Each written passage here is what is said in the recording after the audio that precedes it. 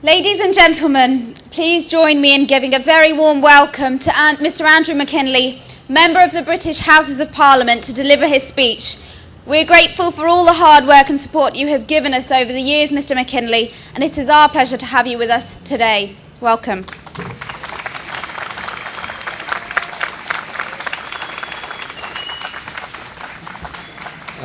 Salam, Ashraf, and friends both here in London, in the United States of America and around the world.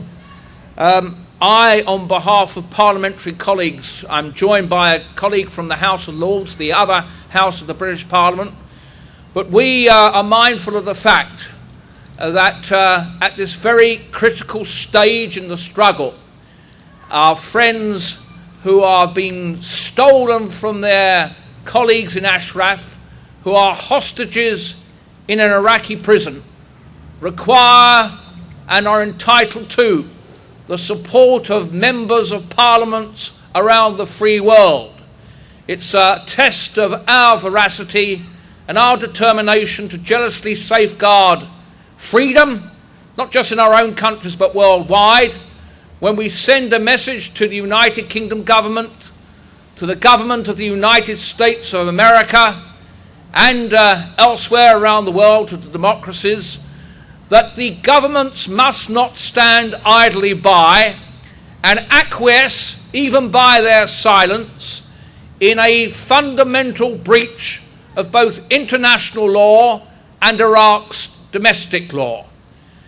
In my view, it is a test of our determination to protect and promote freedom when the United States government, the British government and other governments of the European Union can say to the Iraq government, we don't stand by you, we stand by the judiciary of the Iraqi courts.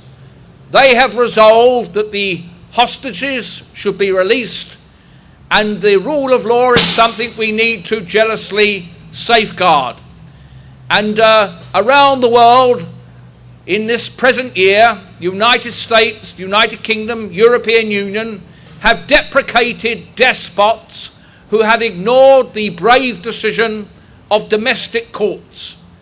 So the test tonight, in my view, is whether or not the United Kingdom government and others are going to allow the brave decision of the Iraqi courts to stand up against the arbitrary, undemocratic and unjustified custody of these brave residents of Ashraf in Iraqi prisons. And it's a test of international law. So I come on behalf of many parliamentary colleagues to express our solidarity to the hunger strikers here in London and around the world who are showing their support for their fellow countrymen and women who are languishing and indeed, I believe, are being persecuted. They're being persecuted by the sheer fact that they are in prison, and we have no confidence about the way they're being held. So you're expressing solidarity with them, and I join you with my parliamentary colleagues here in London and other parliamentarians around the European Union in saying this must stop. They must be immediately released.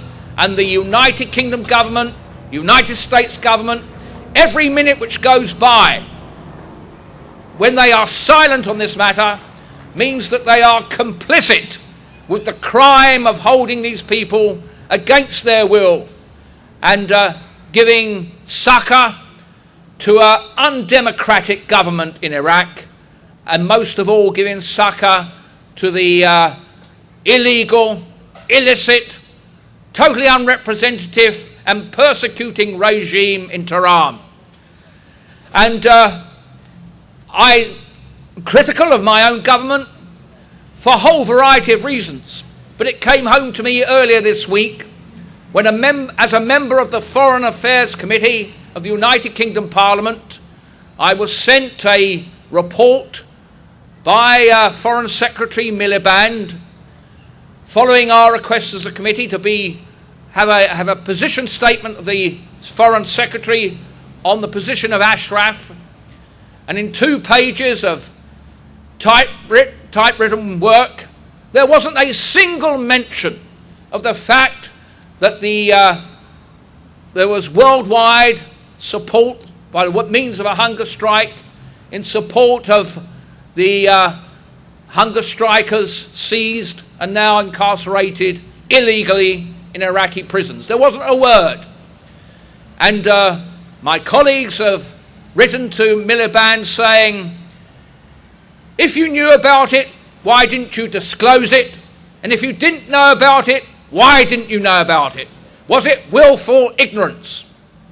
I've also spoken to the Foreign Office to ask, when is the United Kingdom Embassy in Baghdad going to demand to see these prisoners?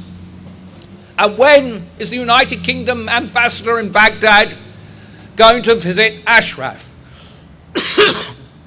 I'm not in a position to demand as a Member of Parliament, but as a human being, as a citizen of the United Kingdom, I say to David Miliband, the Foreign Secretary, this evening you must instruct the United Kingdom Embassy to visit Ashraf and demand access to these prisoners in these Iraqi jails. And if you don't do so, the consequences could be severe, and unhappily one has to say the consequences can be just days or hours away. I'm mindful of the fact that after 54 days of a hunger strike, there is soon going to be a point of no return. And these brave patriots will be facing the prospect of death, a death which they have not sought, but a death which they embrace because they are proud patriots of a persecuted Iran.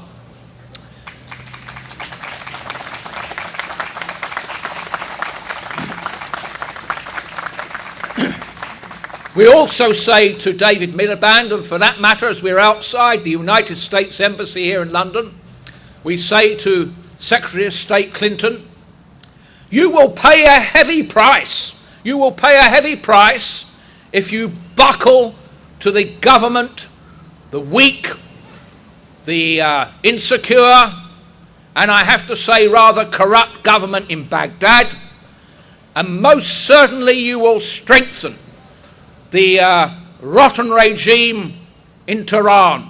So you will pay a heavy price if you do not intervene now.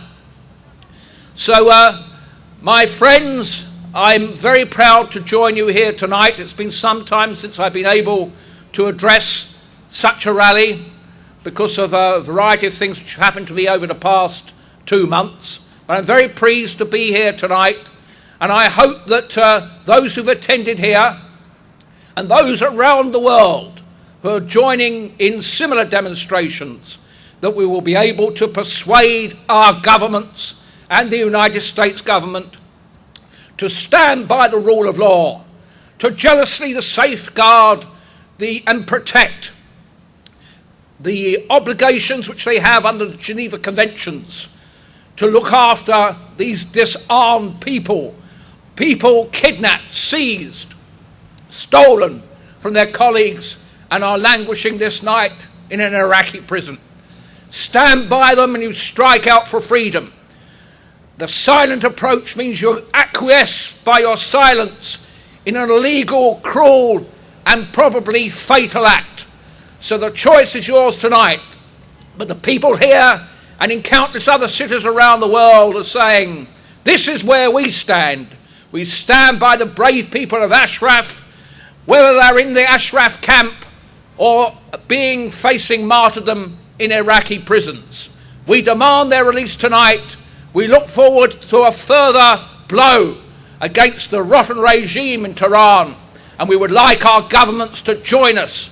They should be leading us, but if they won't lead us, let them follow our demands this evening by acknowledging that the right way is to say to the Iraqi government, release these men tomorrow.